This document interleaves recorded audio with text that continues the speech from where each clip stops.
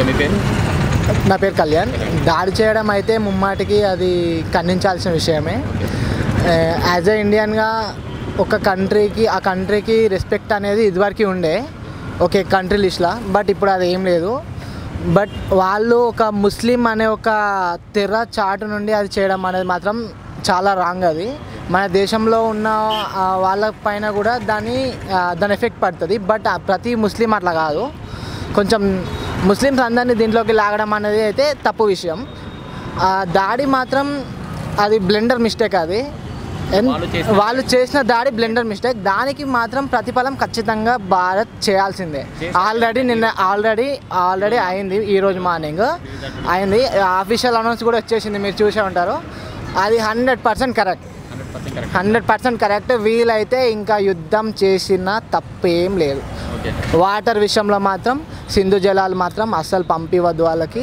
Already ఆ decision కూడా తీసుకున్నది గవర్నమెంట్. బెటర్. Thank you. చలో, మీ పేరండి? నా పేరు సురేష్ అండి. ఓకే, అంటే భారత్ పాకిస్తాన్పై ప్రతిదాడి చేసింది, ఈరోజు సర్జికల్ స్ట్రైక్ చేసింది కదా, సో దాని గురించి స్పందన ఏమీ లేదండి. ఇంకోసారి సర్జికల్ స్ట్రైక్ మళ్ళీ చేయాలనిపిస్తుంది. ఈ దాడి ఇంకోసారి చేయకుండా, వాళ్ళు మన దగ్గర రాకుండా, వాళ్ళ పని వాళ్ళు చేసుకోకుండా అన్ని స్ట్రైకులు ఆపేసి మన దగ్గర ఉన్న పరిమాణం ఏమైనా ఉన్నా అటు పంపించకుండా మన పని మనం చూసుకొని ఏ విధంగా చేయకుంటే మన పని అయితే జాగ్రత్త తీసుకుంటే చాలండి. సో ఇంకోసారి ప్రతిదాడి చేసినా మేము సపోర్ట్ ఇస్తాము ఇండియా తరఫున 10 సార్లు చేసినా కూడా సపోర్ట్ ఇస్తామని చెప్పేసి.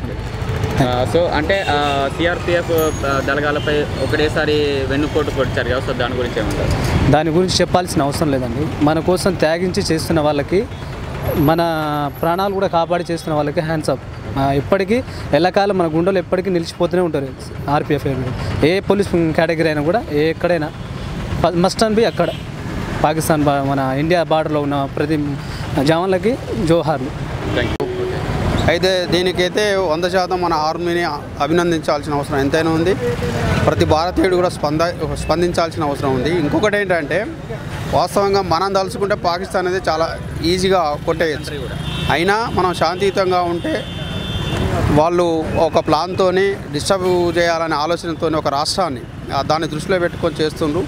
అది కూడా మనకేంటంటే పరిష్కరించడానికి అవకాశం లేదు కాబట్టి మన దేశం వాళ్ళ మీద దాడి చేయడం జరిగింది తప్ప వేరే ఉద్దేశం కాదు. అది చేయడం కూడా 100% రైట్. 100% ఒక్కటి కూడా కాదు, 100% రైట్.